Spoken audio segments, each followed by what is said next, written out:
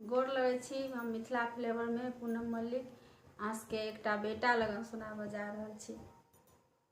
अमुआ के डारी पर बोलाए कोइलिया से, अमुआ के डारी पर बोलाए कोइलिया से, लिया बाबू रउदा गमाए धनुष धरिया, लिया बाबू रउदा गमाए धनुष धरिया, माए आलारी हमा कोना रउदा गमे बैगे कोइलिया से, बहिनी लगना लेने ठारा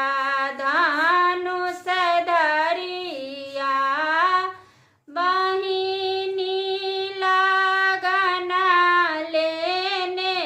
ठारा धनुष धरिया, माए आलारी पूछो बहिनी दुलारी पूछो, कहाँ मागा मेलौं सारी राती धनुष धरिया, कहाँ मागा मेलौं सारी राती धनुष धरिया, दीना मागा मेलौं आमा जाही जूही बागिया से, रातिया गा मेलौं सासुरारी धनुष